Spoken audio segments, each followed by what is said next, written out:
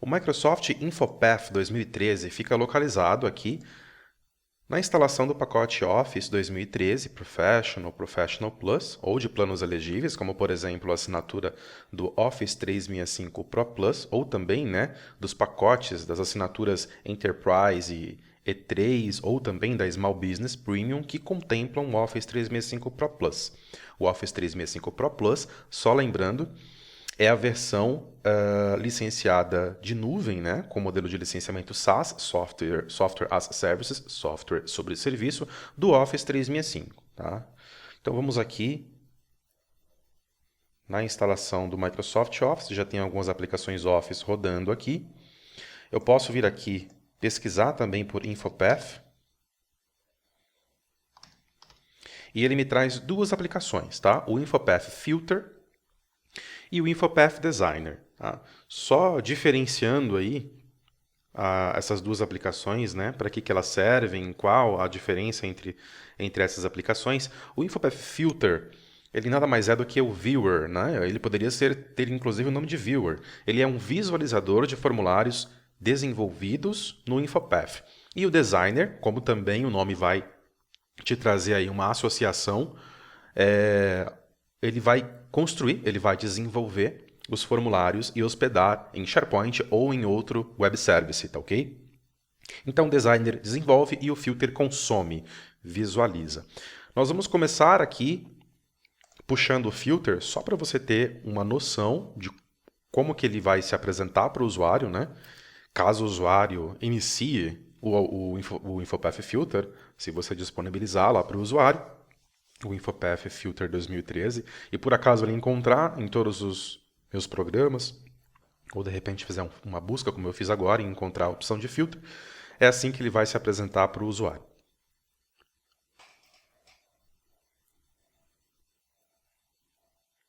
Olha só, ele é muito simples. Com o InfoPath Filter você consegue apenas criar novas visualizações de formulários disponíveis, ou seja, o formulário já tem que estar disponível, criado e desenvolvido. Tá vendo? Ó? Localizar um formulário. Você pode aqui fazer a abertura de formulários recentes, tá vendo? Ele pega os formulários que estão conectados, local ou hospedado. Ou você pode abrir um formulário que exista em qualquer outro local, seja ele hospedado ou seja ele online, Desculpa, hospedado ou local. Da mesma forma. Deixa ele só abrir a interface aqui completamente. Que nós vamos abrir agora o InfoPath Designer, que você vê que tem uma interface inicial já bem diferente, por ser um criador de formulários. Olha só. Ok, então nesse momento ele pede para abrir formulários existentes nas extensões que ele reconhece do InfoPath, tá? Que são extensões do tipo XSN, XSF, XML, InfoPath XML, ou também modelos de formulários, XSN e XSF. Formulários puramente desenvolvidos por XML, ele vai conseguir fazer a leitura desses formulários, tá ok? E fazer a abertura. Bom, vamos agora iniciar o InfoPath Designer. Ó, rapidamente ele me abriu, tá vendo? Já tem uma interface bem diferente, onde você pode criar formulários através de uma lista do SharePoint, Isso aqui são formulários desenvolvidos com base em alguns conteúdos. O primeiro que aparece aqui, por padrão, com base em lista de SharePoint. Você pode criar formulários que também são desenvolvidos com base em uma biblioteca de formulários do SharePoint. Conforme você clica aqui, você tem uma breve descrição aqui à direita, tá? O que você consegue, o que você pode fazer com esse tipo de formulário.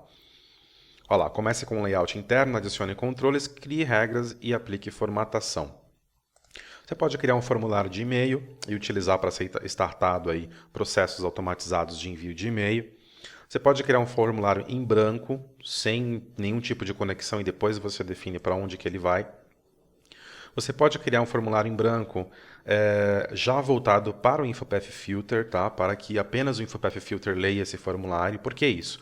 Porque existe uma configuração na criação de formulários do InfoPath que você permita que o SharePoint leia via browser ou não. Tá? Então, quando você seleciona essa opção desde o início, já é setada a opção que apenas o InfoPath leia esse tipo de formulário. E você tem outras opções também de hospedar esse formulário em banco de dados externo, em um serviço web, em serviços XML, conexões externas, painel de informação e assim por diante. Tá? Eu vou criar aqui um formulário com base em uma lista do SharePoint. Poderia criar também aqui com base em uma biblioteca do SharePoint. Tá? Deixa eu gerar o formulário aqui. Olha só, por padrão, ele me traz aqui um template muito simples, onde eu posso desenvolver, a partir de então, qualquer design, qualquer aparência que eu queira dar a esse formulário. Eu vou começar inserindo aqui, nesse campo, você pode ver que para layout, quando eu clico aqui dentro, ele se comporta como uma tabela do Excel, então eu posso adicionar colunas, tá vendo? Eu vou adicionar uma linha aqui, ó, tá vendo? Adicionei. Eu vou trabalhar com duas linhas aqui. Na parte de cima eu vou inserir imagem e eu vou trazer aqui o logotipo da Vision Share Tecnologia. Vou fazer um ajuste aqui. Clicar em Ctrl para ele fazer esse ajuste. Olha lá, formatação de imagem, tamanho. Deixa eu mudar proporcionalmente aqui que é melhor. A altura 83, vamos deixar 43. Ó, ele já ajustou a largura para 159. Deixa eu aplicar para ver como fica. 53 está ótimo. E eu posso, inclusive, ajustar se eu precisar, tá? Ó, aumentar ou diminuir o tamanho da minha linha e assim por diante. Ok? Bom, posso detalhar posicionamento. À esquerda, à direita, alinhado e assim por diante. Posso alterar o tamanho, posso inserir um texto alternativo ao usar o mouse em cima da minha imagem, ok? Posso incluir bordas, posso incluir um sombreamento, tá? Tudo isso, todas essas ferramentas me ajudam a desenvolver uma aparência mais rebuscada, mais profissional, mais condizente com a minha estrutura empresarial, né? Com a minha identidade empresarial. Aqui eu posso dar o nome do formulário, né? É o que eu vou definir. Não é necessário que seja isso, mas eu vou definir que seja isso. Eu vou chamar esse formulário de solicitação de material. É um formulário de solicitação de material que eu vou utilizar aqui na empresa, tá? Mais uma vez em layout, eu posso modificar toda a estrutura da minha tabela, todo o comportamento da minha tabela aqui. Agora, eu tenho seções que também já foram pré-preenchidas aqui, porque eu estou com um templatezinho padrão do meu formulário. Eu poderia ter criado um formulário em branco, do zero, sem nenhuma tabela, inclusive, sem nenhuma seção, nem nada, tá? Mas para agilizar, eu já criei com base em um formulário, uma biblioteca de formulários do SharePoint. Bom, aqui eu vou colocar dados pessoais. Por quê? É uma seção que tem seus referidos campos. Mais uma vez, como eu disse anteriormente, eu posso vir em layout a qualquer momento, inserir linhas acima, inserir linhas abaixo, tá vendo? Ele vai adicionando conforme minha necessidade. E aí, ele pede sempre para adicionar o item, o controle, o rótulo e assim por diante. Ah, eu poderia também mesclar, como eu faço no Excel? Posso também. Se eu precisar mesclar esse campo aqui, vamos fazer isso daqui a pouquinho, você consegue também. Deixa eu colocar aqui, por exemplo, nome. Ou eu poderia colocar também aqui, ó, solicitante. E aí, como eu quero usar o restante desta linha para preencher o nome do usuário, que pode ser uma pessoa com nome pequeno ou com nome grande, eu vou ter a seguinte necessidade. Selecionar a minha tabela, né, as minhas 3 células aqui da minha tabela do formulário, ir na parte de layout. Quando eu seleciono uma tabela, na verdade, ele já me traz uma guia contextual chamada Ferramentas de Tabela e a guia Layout. E eu vou fazer aqui uma mesclagem de células, tá? Vou transformar essas 3 células em uma célula só. Porque daí eu preparo para vir o controle correto, né, visualmente falando.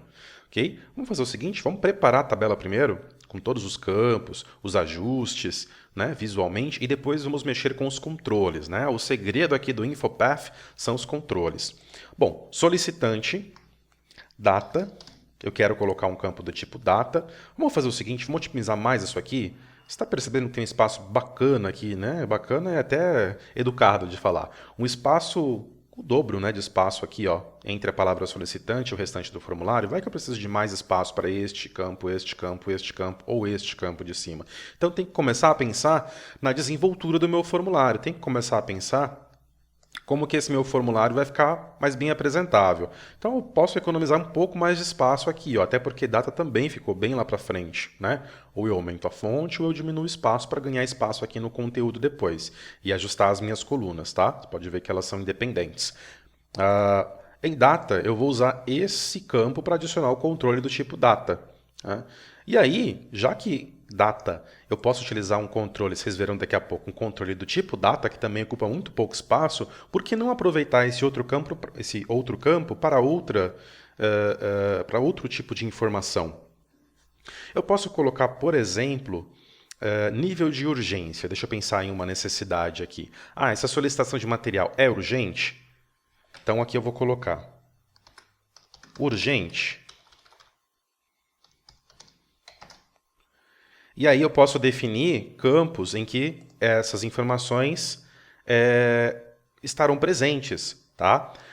Bom, eu gostaria de colocar aqui controles do tipo sim e não, né? É urgente sim, não é urgente não, ok?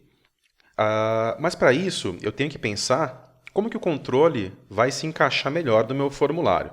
Vamos fazer uma coisa, vamos salvar já esse formulário, tá? Deixa eu criar aqui ó, no meu disco local mesmo, em documentos, perdão. Nova pasta, vou chamar ela de formulários do Infopath, formulários locais do Infopath.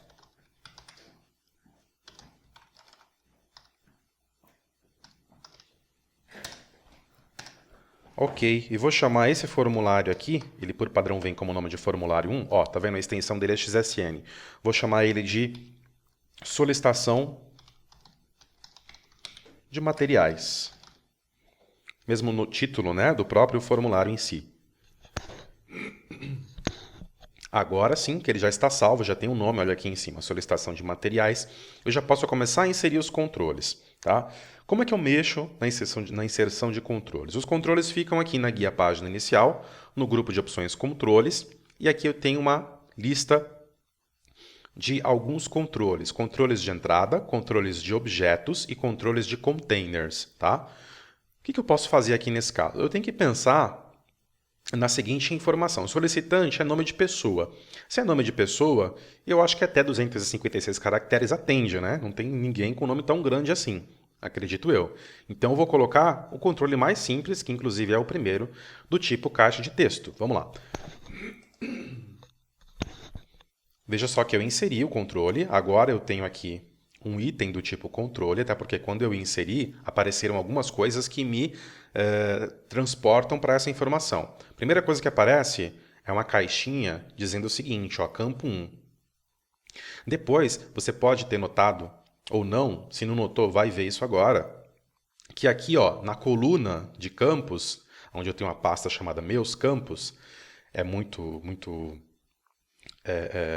claro que aqui fica relacionado os campos dos formulários, né, os controles de campos dos formulários, ele também apareceu o campo 1, que não tinha. E, por estar selecionado o campo em si, ele criou mais uma guia contextual chamada Ferramentas de Controle. E eu tenho, na verdade, aqui as propriedades do campo 1. Bom, o recomendável é que você tenha o campo sempre identificável no formulário. Então, o campo 1 não vai ajudar muito. Ele coloca campo 1 porque é um padrão. Mas como nós estamos trabalhando aqui com um controle que vai ser inserido o nome da pessoa, e é um controle simples do tipo texto, então a boa prática é que você otimize isso ao máximo, que você consiga encontrar, você que vai desenvolver, você consiga encontrar o campo facilmente. Como boa prática, eu colocaria aqui um campo com o nome do tipo solicitante, né? Um campo com o nome solicitante. Okay? Vai me ajudar a identificar o campo na minha coluna de campos que fica aqui à direita. Bom, em tipo de dados, você pode ver que é do tipo texto, string. Você pode modificar a qualquer momento para número inteiro, enfim, outro tipo de dado. Só tomar muito cuidado que se você modificar ele vai validar. Você vai colocar aqui, por exemplo, um campo do tipo texto, ou melhor, número inteiro. E quando você colocar texto lá, colocar o nome da pessoa, tentar colocar, vai dar erro para você. Então, ele te ajuda, mas tem que ser usado de forma correta, tá? Se você for validar, tomar cuidado com essas validações aí para não travar o formulário. Em propriedades do campo, você pode ver que ele está com o nome solicitante, que eu já alterei, ele está em 3 lugares na verdade, né? Ó, aqui em cima, olha lá, 4 lugares na verdade, ok? Nessa visualização. Então tá aqui campo do tipo texto string, tá? Que é o que a gente já definiu. Eu posso mudar o tipo de dados aqui também, tanto lá quanto aqui. E aqui eu vou definir se ele vai poder ficar em branco ou não. Aí eu tenho que estudar muito bem meu formulário. Por quê? Poxa, se esse formulário está indo para um departamento administrativo, para um gestor, para aprovar uma solicitação de material, então o correto é que eu tenha essa informação, né? Quem está solicitando. Imagine eu aprovando lá uma solicitação de material, aí eu tenho que liberar a verba para a pessoa ir comprar. Eu vou dar o dinheiro para quem, se eu não sei quem que está me solicitando, né? Ou eu vou liberar a verba, comprar e entregar para quem? Digamos que seja uma caixa de caneta, né? Para quem estiver me solicitando. Então, esse tipo de campo, né, tem que ser, neste caso, tem que ser obrigatório o preenchimento, né? Ele é essencial para poder você fazer a liberação do material. Então, tudo isso tem que ser estudado no Infopath, né? Em teu planejamento de implantação de formulário, esses aspectos têm que ser estudados para que teu formulário seja o mais otimizado possível, né? Para que ele seja um formulário funcional. E não apenas campos de preenchimentos aí que vão burocratizar processos ao invés de te trazer produtividade, de otimizar o teu dia a dia, os teus processos de negócios, ok? Bom, aqui você pode ver que eu já tenho, como eu disse, solicitante, o campo do tipo string, tá? Basicamente, para um campo do tipo texto, um elemento, né, um campo elemento do tipo texto, onde você vai colocar nome, você vai preencher texto simples, é isso que você precisa configurar. O mais importante aqui é saber se você vai exigir que o usuário coloque informação ou não. Vai muito da cultura também da empresa. Se você tem uma empresa onde os usuários têm a cultura de não precisar ter campos que o forcem, né, a preencherem obrigatoriamente, ele sabe que ele tem que preencher, ele vai preencher, senão não vai ser aprovado, então não usa o campo que não pode ficar em branco. Caso você tenha uma empresa que não tem essa cultura, então você vai forçar o usuário a preencher o formulário antes de enviar, até porque se ele não preencher, o formulário não é enviado. Tá? Então é muito importante eu frisar sobre essa ferramenta, sobre essa opção, porque ela vai fazer diferença lá depois, quando a gente conseguir aplicar o formulário. Valor padrão você vai usar quando houver a necessidade de ter um valor padrão. Por exemplo, 80% dos preenchimentos no campo X, o valor é Y. Então você coloca um preenchimento padrão. Por quê? Na hora que o usuário abrir o formulário, já vai estar lá, Y como padrão.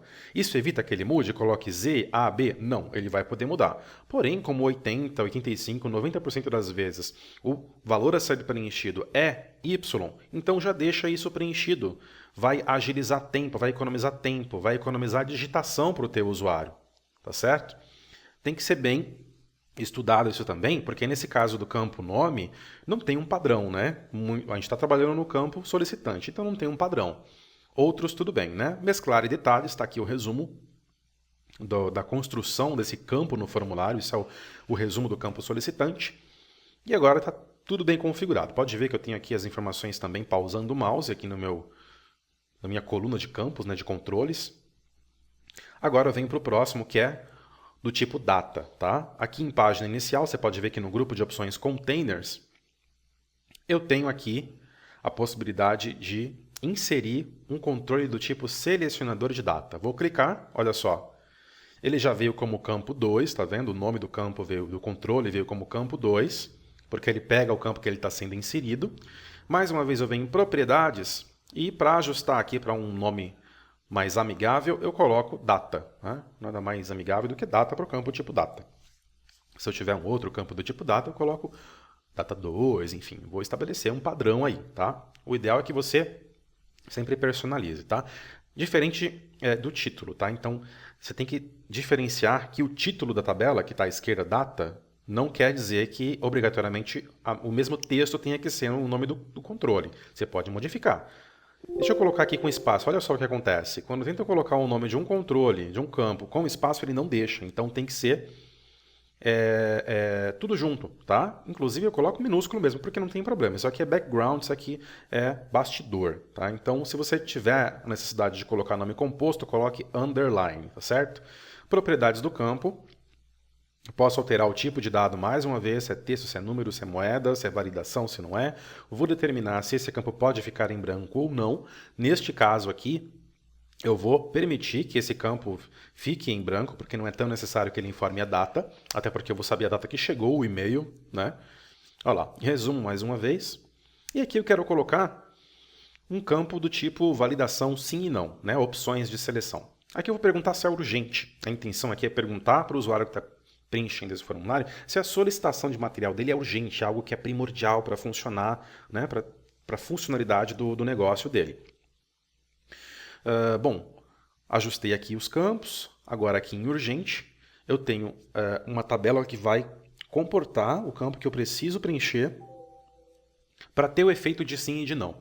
Não é aquele de múltipla escolha, onde você seleciona as checkbox e você pode ter várias escolhas, né? Um ou dois. É aqui, ó, botão de opção, onde você ou escolhe sim ou não, ou também as opções que você definir. Eu estou dando um exemplo de sim e de não, você pode usar para vários cenários, tá ok? Só recapitulando aqui em cima, campo do tipo texto, tá certo? Olha aqui, ó, solicitante já previamente configurado, e agora eu vou selecionar aqui dentro dessa tabela, dessa célula de tabela, né? Vou verificar aqui o meu layout, vou dividir a célula, por quê? Eu quero organizar isso em duas células diferentes. Eu fiz o contrário, lá em cima, no campo, eu mesclei, agora eu vou dividir, porque eu quero colocar em uma célula a opção do tipo sim, e na outra célula a opção do tipo não. Olha só.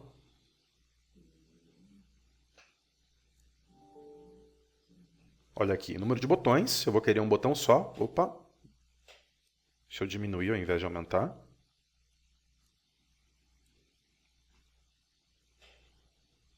Prontinho. Dá um delete aqui só para ajustar. Perfeito. Eu já vou renomear o botão. Boa prática, como eu acabei de falar. Botão sim. Propriedades do campo, olha só. Campo elemento, tá ok?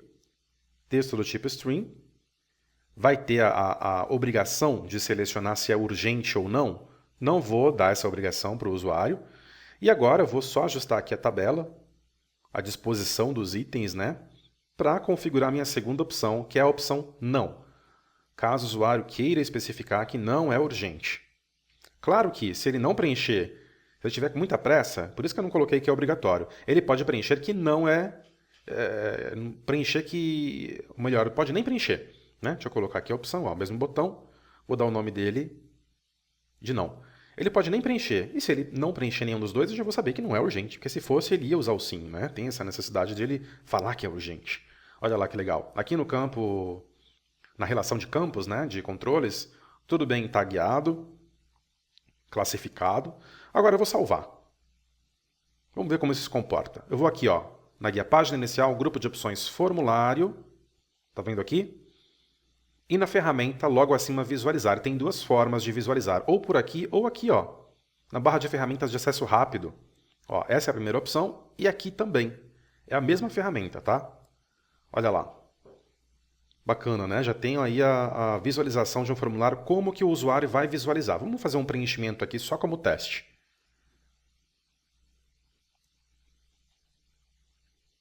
Ok, ó, campo do tipo texto não pode ficar em branco, data, estou solicitando isso hoje, é urgente? Sim ou não? Selecionei, olha que bacana. Formulário perfeito funcionando no quesito de preenchimento, né?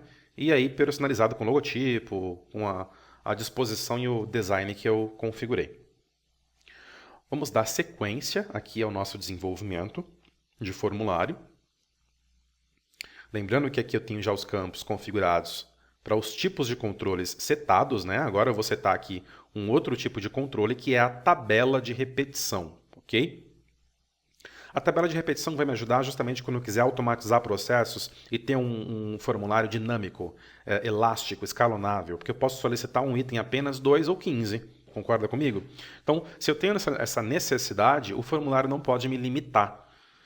a solicitar apenas em algumas quantidades ou ficar me limitando a solicitar cada um item um formulário. Para quê? Né? Vai burocratizar, vai aumentar o meu tempo de trabalho ao invés de diminuir, ao invés de descomplicar. Né? Nestes casos, eu tenho que estudar, por isso que tem essa quantidade grande aqui de controles, eu tenho que estudar sobre a tabela de repetição, se ela vai me atender ou não. Por exemplo, aqui ele está me perguntando quantas colunas eu quero. Por padrão, ele está mostrando 3 colunas. O que eu preciso? De item, tipo de item e quantidade. Eu vou dar um OK. Opa, ele inseriu em uma célula. Então, eu já tenho que começar a pensar na disposição. Vou retornar aqui e tenho que entender que eu também tenho que mesclar, porque ele vai substituir as colunas da minha tabela. Olha lá, layout, mesclar. OK? Agora já tenho isso mesclado, assim como eu fiz como solicitante lá em cima. E aí sim, em página inicial, controle, olha lá, tabela de repetição com 3 colunas, porque é aqui que eu vou me organizar. Porém, se eu der uma olhada aqui, eu posso fazer melhor ainda.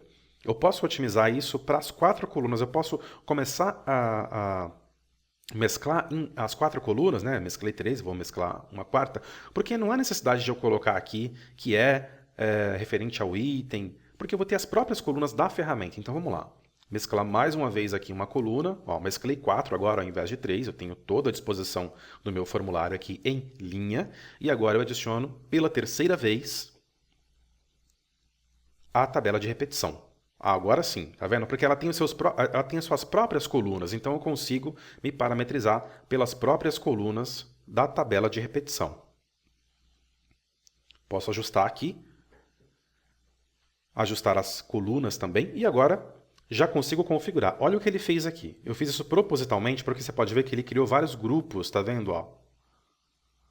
Se eu vier aqui em propriedades, eu posso renomear, eu posso excluir. Vamos começar a excluir esses grupos. Eu preciso de um grupo só. Embora eu tenha dado um Ctrl Z para retornar, o objeto sumiu ali, né? O controle sumiu do meu formulário, mas dos controles não. Então, para eu não zonear, para não deixar isso bagunçado, eu vou renomear, olha lá, propriedades, vou chamar de grupo 1. Eu tenho que tomar muito cuidado ao desenvolver formulários para eu não sujar, né? Não criar sujeira aqui na minha relação de controles, ok? Manter isso bem organizado. Grupo 1, e os campos, né? Como ele foi adicionando, ele foi somando. Então, eu vou arrumar aqui para campo 1, 2, 3, ao invés de 11, 12, 13.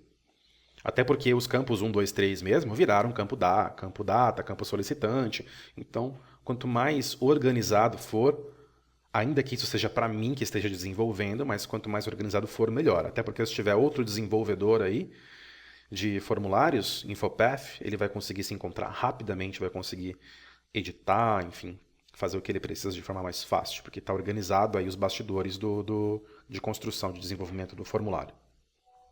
A ideia é sempre essa, tá? Vamos lá, no campo 13 aqui, vou mais uma vez em propriedades e modificar o nome do campo, né, o rótulo do campo, para campo 3. Lembrando que não pode ter espaço, tá? Nome de campos. Por isso que está junto aqui, minúsculo, porque não tem essa preocupação. Bom, agora sim, vou dar títulos nas colunas da própria tabela de repetição, e não da minha tabela que vai comportar ela. Item, unidade e quantidade. É o que eu preciso para poder fazer solicitação. Vamos salvar e vamos ver como isso se comporta. Antes eu quero ir em propriedade para checar aqui. Ó, tá vendo? Repetição está habilitado, porque é um controle que usa repetição. O próprio nome do controle tem o nome de tabela de repetição. Olha lá. Detalhes do item. Campo 1. Já configurado. Ele vai ser do tipo texto, porque eu vou preencher. Se tiver valor padrão, eu seto. Nesse caso não tem, porque a pessoa pode solicitar o que ela quiser, de repente o padrão não vai ser preenchido porque não há necessidade. Vou solicitar que tenha item aqui. Poxa, se o cara está solicitando material, ele vai preencher um formulário sem colocar item? Não tem cabimento, né? Então vou colocar aqui que não pode ficar em branco, vai forçar o usuário a preencher antes de enviar o formulário. E em propriedades eu tenho mais alguns controles que são interessantes de serem vistos, como por exemplo os dados em si, que vão ser trabalhados, o tipo de dado, o nome do campo mais uma vez, funções para inserção de listas, né? Funções, né? que vão ser amarradas a outros campos de outros formulários, eu posso fazer amarrações. Tipo de exibição, tamanho do campo, né? Aqui eu configuro como ele está disposto dentro da minha tabela. Posso fazer as configurações aí de margens e assim por diante. Dica de tela, que eu acho muito interessante. Aqui você pode digitar o que o usuário vai ver se ele passar o mouse em cima daquele campo. Poxa, para o usuário novo, isso aqui é mão na roda, né? Tudo bem que vai ter uma pessoa para treinar ele, sempre tem, não é isso? Mas, se você digitar uma dica de tela para os campos dos formulários do InfoPath, quando o usuário passar o mouse, vai ficar bem intuitivo para ele, porque você vai demonstrar. Se não ficou claro para ele no próprio campo, você vai demonstrar ali uma instrução mais completa do que ele deve fazer com aquele campo, que tipo de dado que ele deve preencher, como ele deve preencher e assim por diante. Olha lá. Perfeito. Tudo configurado, eu vou aplicar para esse campo aqui, essa dica de tela. Vou salvar, antes de mais nada, é bom que você salve sempre antes de visualizar. E olha só, já tem uma estrutura bem bacana. Olha a tabela de repetição, como ela funciona. A qualquer momento, eu já posso preencher. Olha a dica de tela aparecendo aqui. Tá vendo que legal? A qualquer momento, eu posso preencher os campos já e usar a tabela de repetição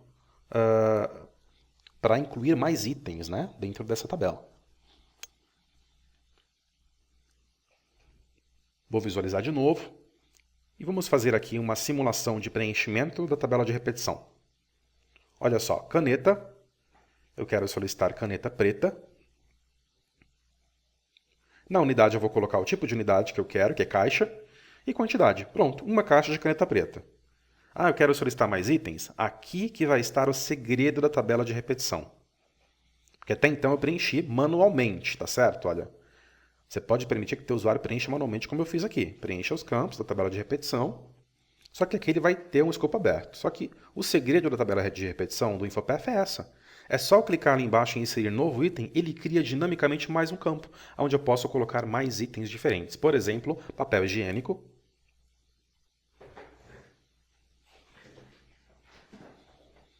Ali eu posso colocar em caixa, em unidade eu posso colocar pacote, no caso de papel higiênico é pacote, e um pacote, solicitando um pacote, tá vendo?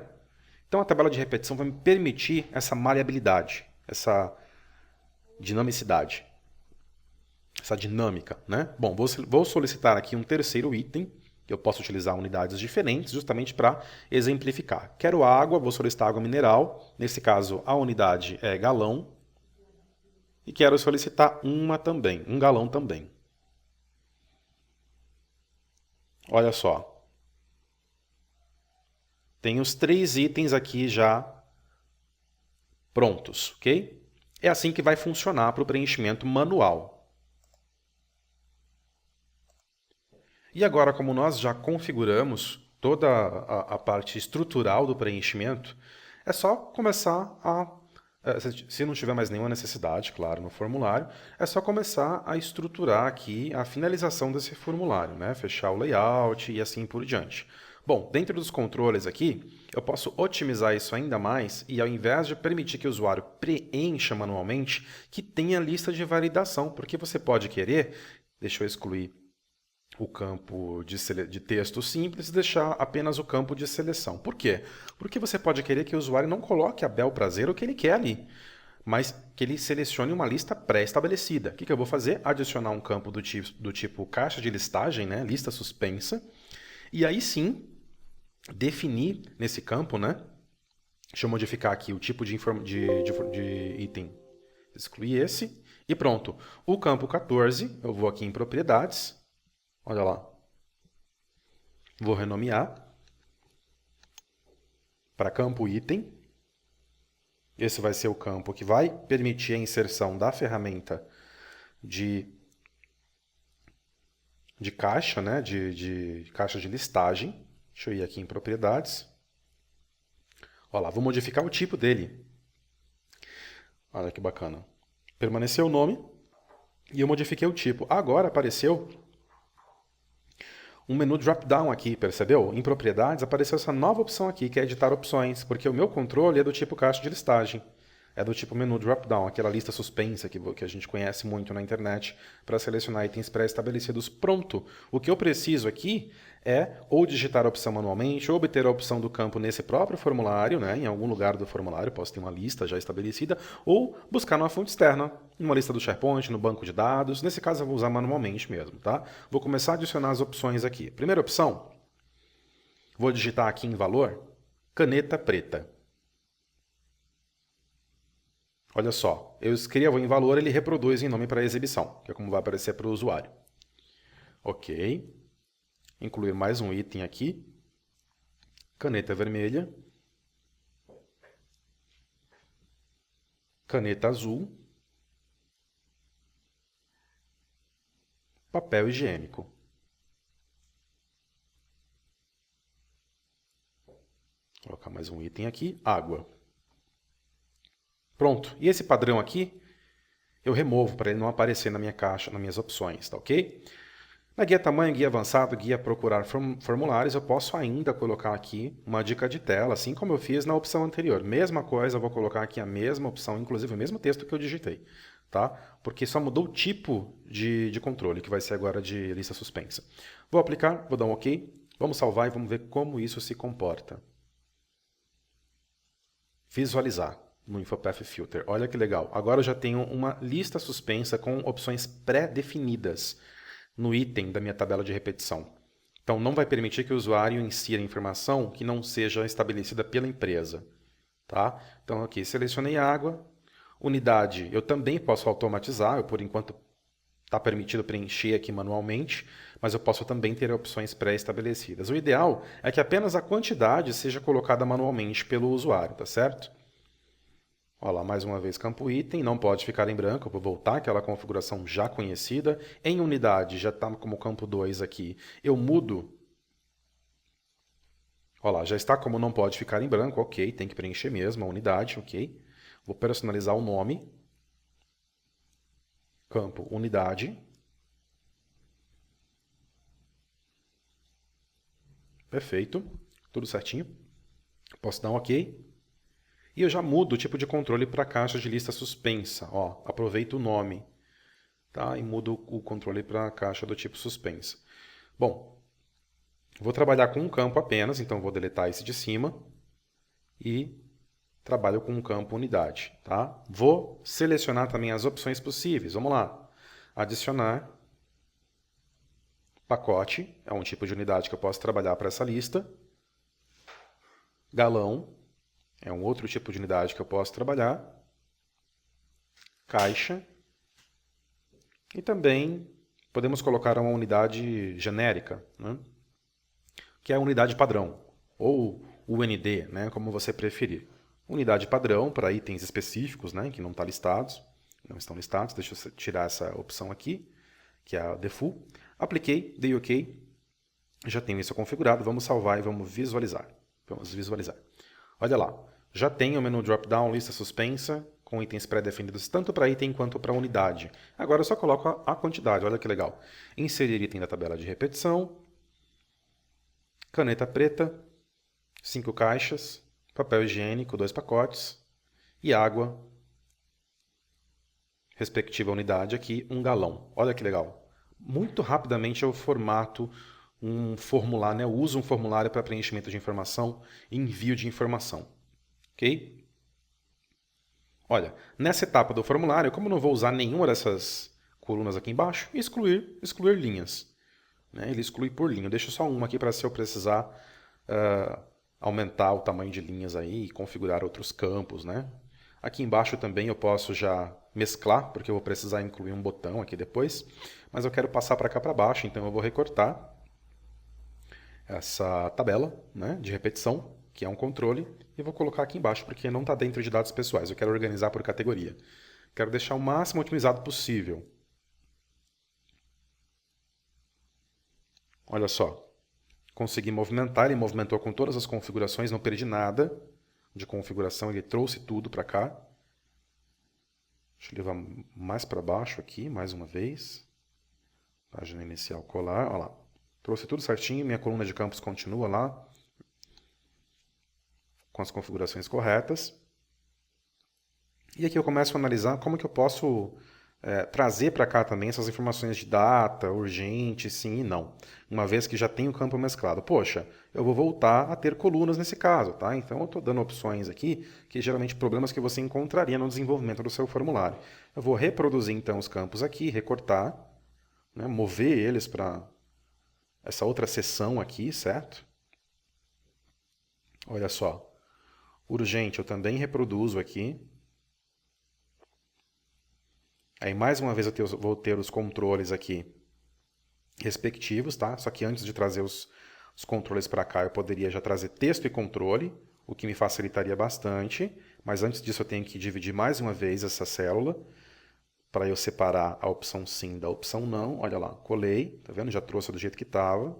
Não perdeu formatação, não perdeu funcionalidade e não perdeu mapeamento. Olha lá, ajustei.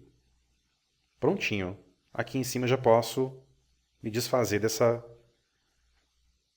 Ó, aqui eu tenho uma linha adicional, criei uma acima, mesclei também. Eu quero trazer solicitante para cá também. Porém, ó, poderia recortar e trazer para cá. Porém, solicitante seria um dado pessoal, né? Então não tem essa grande necessidade, ok? Eu estou mostrando aqui as possibilidades, tá? Mas é bom que o solicitante fique lá em cima porque faz parte dos dados pessoais. O que eu tenho que excluir são essas informações de dados aqui, que vão para baixo. Já reproduzi lá para baixo, já migrei lá para baixo. Pronto. Já tenho uma informação básica aqui em dados pessoais. É claro que eu posso ter tantas quantas eu quiser aqui. Chapa, funcionário, data de admissão, RG, CPF, tudo isso é dado pessoal, mas só para a gente ter isso aqui parametrizado. Nesse formulário de exemplo, olha como é que está ficando. Ó, tá vendo?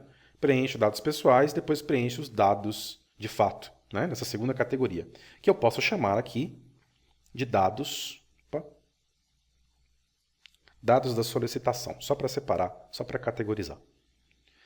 Ótimo, o que eu preciso para finalizar aqui agora, eu vou adicionar uma linha abaixo, é mesclar e trazer um botão de ação. Por que um botão de ação? Esse formulário ele vai ter que ser preenchido, mas não só preenchido para quem está preenchendo, ele vai ter que ir para alguém.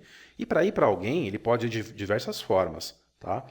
E eu quero que vá por e-mail nesse caso. Olha lá, campo, quantidade, deixa eu ajeitar aqui, para ficar tudo nomeado, tudo categorizado.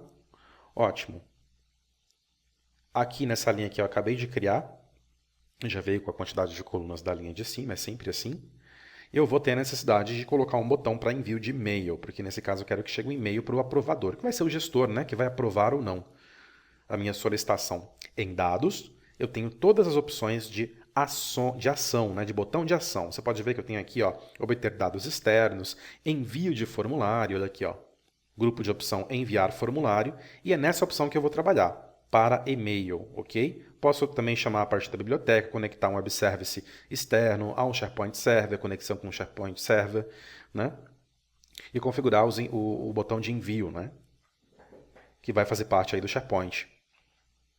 Olha lá, clico aqui, permitir que os usuários enviem este formulário. Seleciono, aí ele habilita todas as outras opções, tá ok? Enviar dados do formulário para um único destino, que vai ser para e-mail.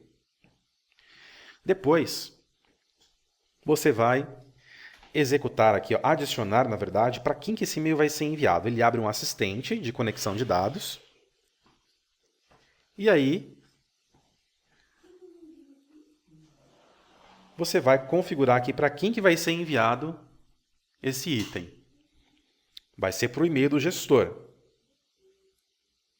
Então, é necessário colocar aqui o e-mail de quem vai receber essa solicitação.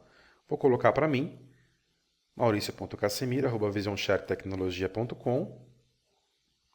Pode copiar alguém, pode colocar alguém com cópia oculta, vai desenvolver um assunto, esse assunto sempre vai chegar padrãozinho quando o e-mail chegar de solicitação, né? Vai ser um job, na verdade. E aqui é a mensagem que chega abaixo do formulário e abaixo do e-mail, tá?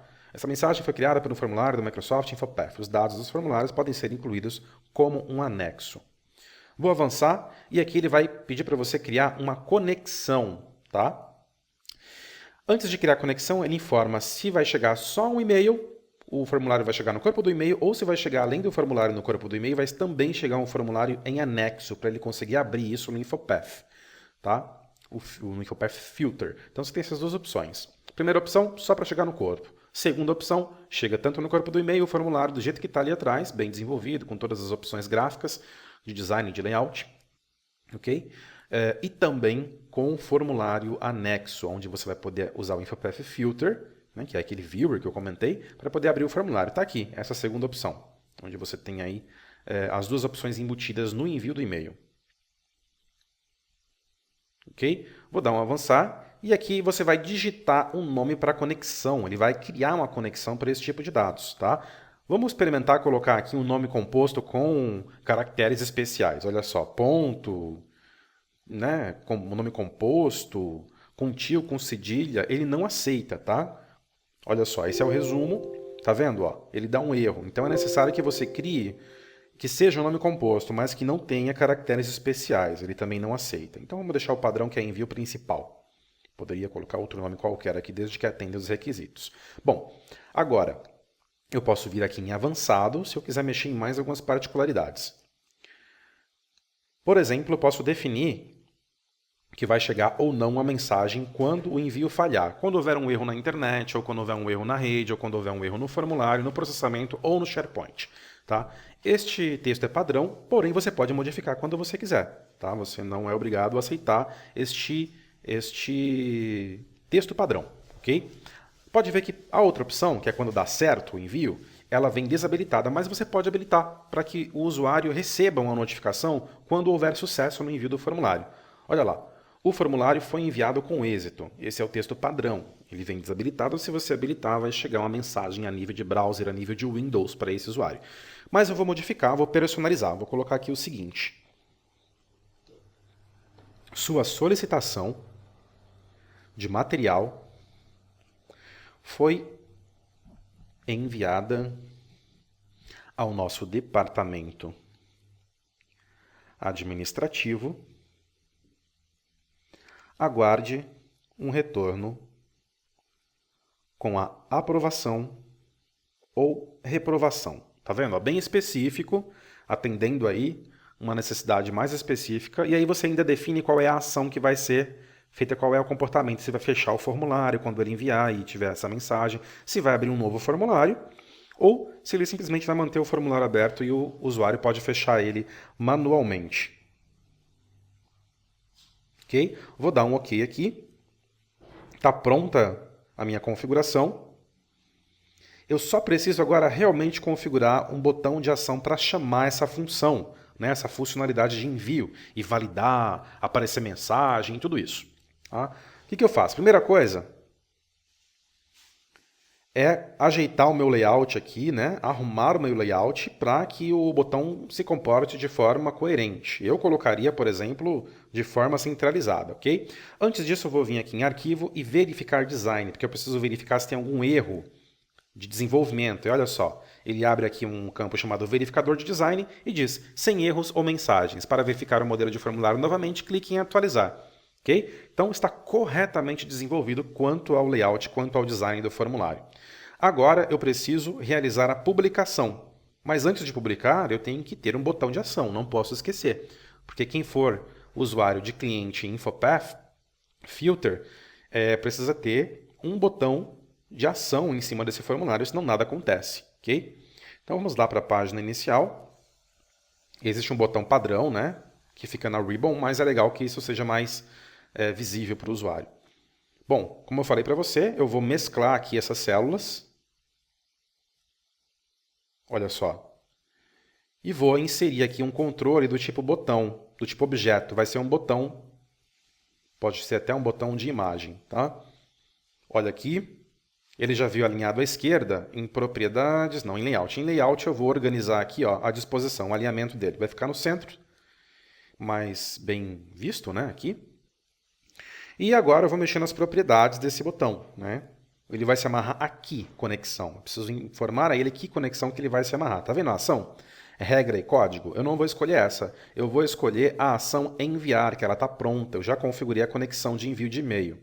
Tá certo? Deixa eu mexer aqui em propriedades, até para mudar o rótulo, né, do meu botão. Olha lá, mais uma vez eu escolho aqui qual que é a ação que vai ser do e-mail para enviar e-mail, né? Está pronta essa conexão, acabei de configurar com você. Nas opções de envio, ele abre novamente aquelas opções se eu quiser editar. Ok? Tamanho, dica de tela, também posso pôr aqui, certo? Deixa eu aplicar, dar um OK, e agora mudar aqui as opções de envio, né? Personalizar aqui, terminar de personalizar, onde eu vou colocar um nome específico para esse botão. Enviar solicitação.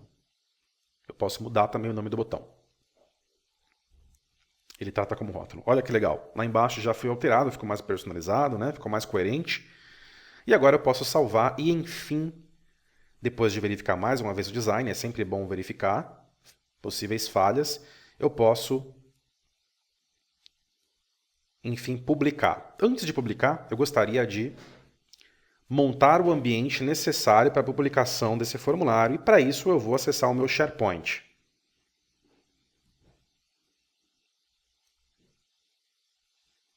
Olha lá, estou indo para o minha Site Collection, meu laboratório LabVS, né, que é uma coleção de sites do SharePoint que eu tenho, para testes, para projetos pilotos. É até interessante que você faça isso também em um ambiente de laboratório para ver se está funcionando e depois você aplica no teu ambiente de produção.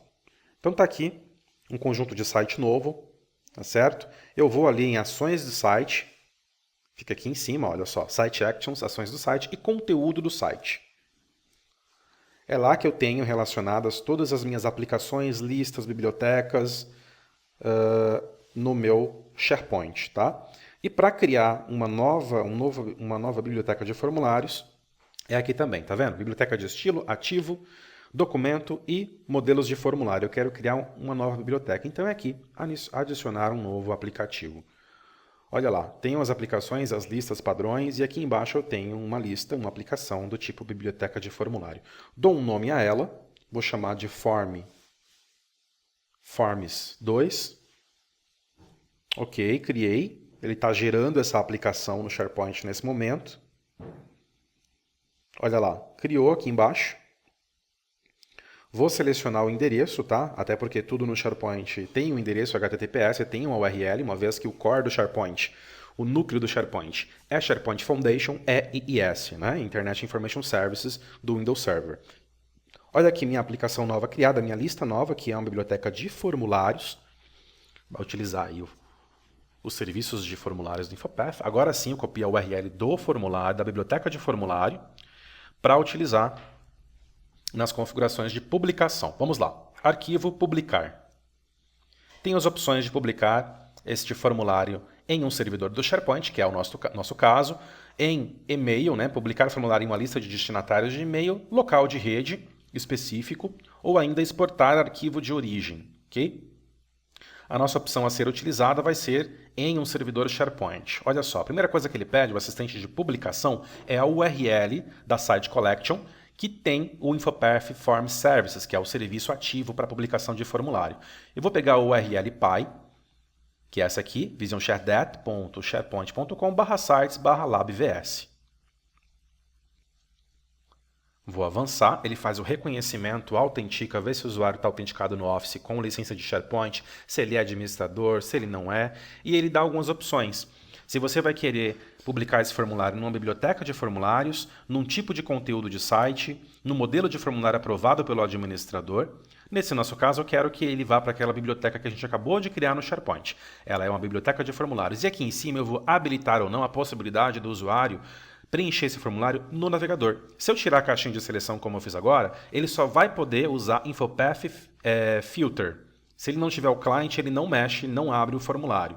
Se eu habilitar, né, se eu marcar aqui a checkbox, aí ele vai poder tanto consumir esse formulário, preencher e enviar esse formulário no Infopath Filter, que é o client, né, do Infopath, o viewer, né, para o usuário final, e também no próprio SharePoint, no próprio navegador, ok? Então há essa diferença e também existe a importância de você mapear isso, ver se os teus usuários estão licenciados ou não, tá? Antes de definir se ele vai estar habilitada essa opção.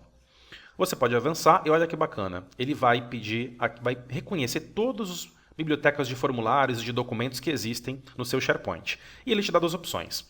ele pede para você criar uma nova biblioteca de formulários, caso você queira criar a partir deste assistente, ou você usar uma já existente, que no nosso caso é a 2. Deixa eu criar aqui e fazer uma simulação. Tá vendo? Ó, pede nome e descrição. Aqui seria como se eu estivesse criando daquela forma lá, mas aqui no assistente. Ele cria lá no SharePoint. Olha lá.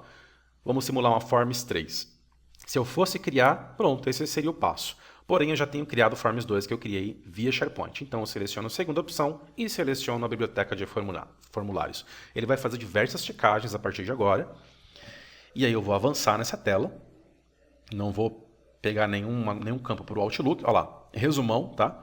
Biblioteca de formulários, Forms 2. Local, Site Collection, tá vendo? /sites/labvs, /forms 2, que é a biblioteca em si, ok?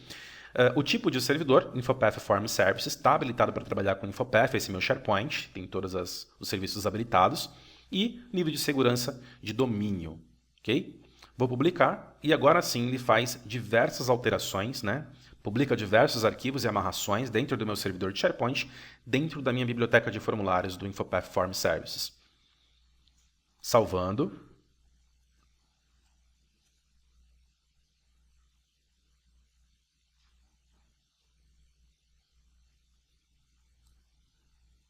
Olha lá, conectando sua Infopath Form Services, vai checar se está ok o serviço e publicado.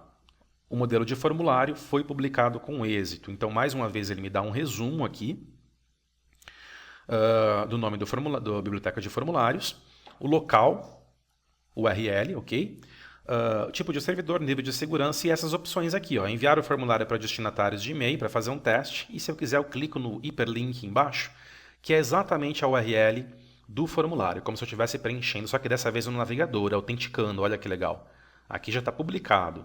Então ele está utilizando aqui o Edge, vamos autenticar novamente, que eu estava no IE, né, no Internet Explorer, gerando o formulário. E olha só, por estar habilitado aquela opção de habilitar para preenchimento via navegador, ele me permite usar browser para isso. Eu estou no browser, estou no Edge, Microsoft Edge, e eu posso fazer o preenchimento tranquilamente. Vamos lá, fazer uma solicitação. Agora eu vou solicitar mesmo, com todos os componentes funcionando.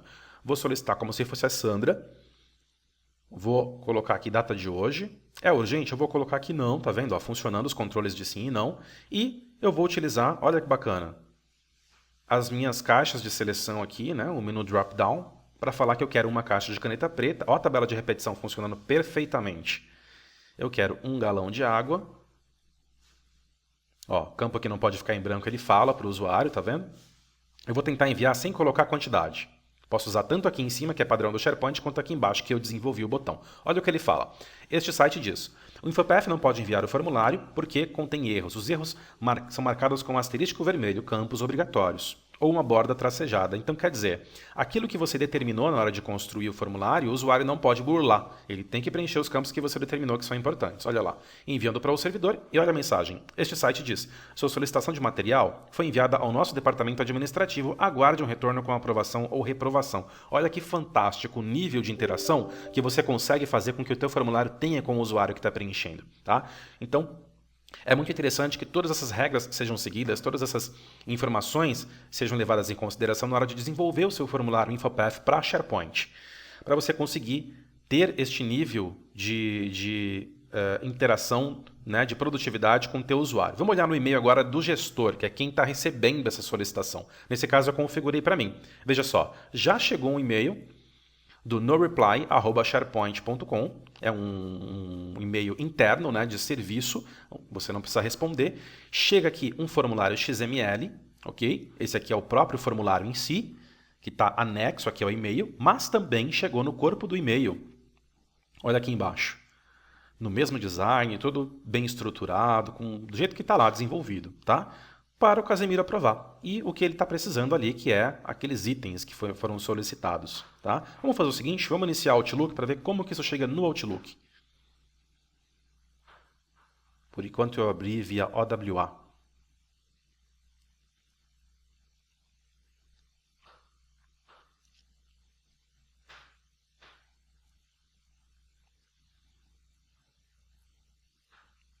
Meu Outlook já está abrindo aqui. Atualizando aqui as informações de novos e-mails. Sincronizando aqui com o Microsoft Exchange, servidor de correio. E daqui a alguns instantes recebendo a nova mensagem de solicitação de material enviada pela Sandra. Ó, já começou a receber alguns itens aqui, chegou. Cliquei em atualizar, enviar e receber, mas não é necessário, já chegou aqui, ó. No reply, SharePoint, olha só, com anexo, e inclusive eu tenho o ícone do Infopath para mostrar de cara que aquilo ali tem um formulário do Infopath, tá? Vamos dar uma olhadinha. Olha, mais uma vez, corpo do e-mail totalmente estruturado, com design conforme construído, e abrir formulário. Olha que bacana.